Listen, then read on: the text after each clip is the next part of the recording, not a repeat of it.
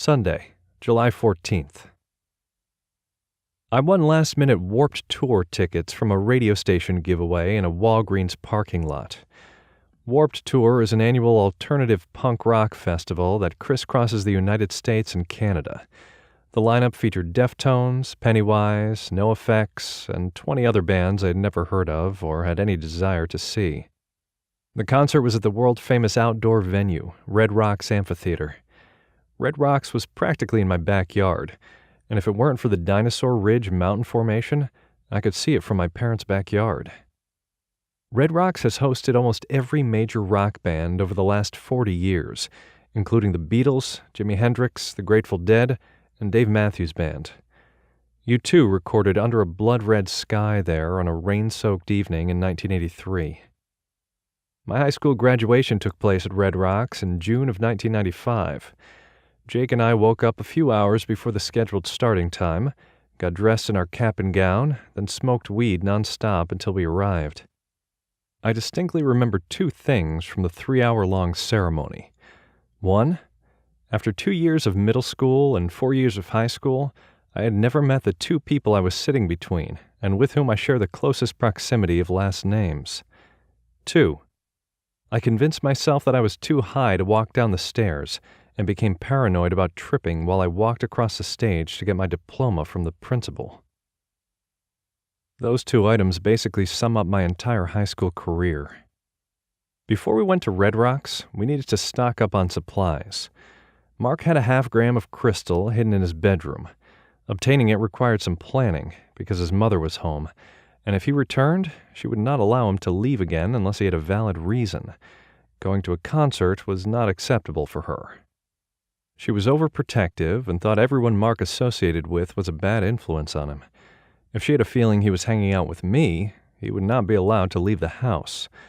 We started brainstorming ideas to deceive his mother. "Fuck, I got it. I'll just tell her I'm going to a GED study group, and I need to grab my study guide. That'll work, right?" Mark asked.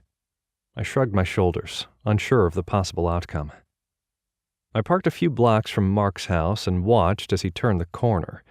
I had serious doubts that his mother would be dumb enough to fall for a study group on a Sunday afternoon in the summer. On the other hand, Mark was an exceptional liar. I had once seen him sell individual Smarties for $5 after he convinced a group of kids that each piece of candy contained a drop of acid. After about 10 minutes of switching between radio stations, Mark appeared, skipping along the sidewalk. His lying skills outweighed her common sense. "She fucking bought it! Well, at least for the moment. Let's get the fuck out of here," he yelled as he jumped into my truck. I envisioned her making a phone call to the library to follow up on his story, and realizing that there was no such study group and that she got duped. He would have to deal with the consequences later, but that wasn't my concern. I started my truck and sped out of the neighborhood. We made a quick stop at Safeway to purchase tinfoil and a package of lighters, along with hot dog buns and yellow mustard to mask the drug-related purchases. We were in and out of Safeway in a few minutes, then made the short drive to my house. My parents were in Fort Collins, almost an hour and a half north of Denver, visiting my aunt and uncle. I knew the house would be empty, allowing me the freedom to properly prepare my concert survival backpack. Mark began cutting up lines on the kitchen table, while I ran downstairs to my bedroom to gather supplies.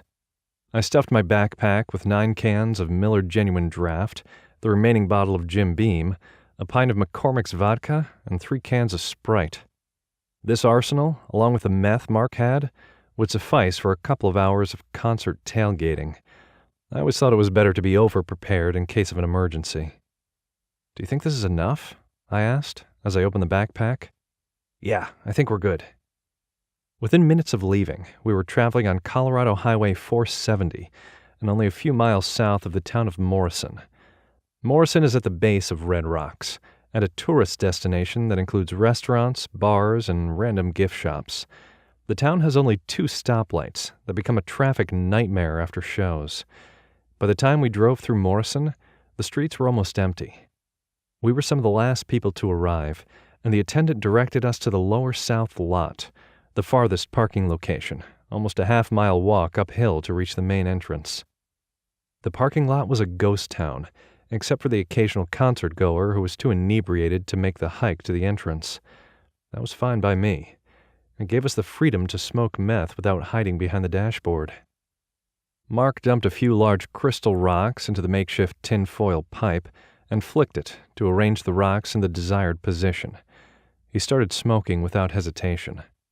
I opened an MGD and watched him inhale 3 consecutive hits before he handed the pipe and tutor to me. We kept passing the meth back and forth for almost 10 minutes, and then started incorporating shots of Jim Beam between handoffs of the pipe. I faintly heard music echoing off the surrounding rock formations. That was our cue.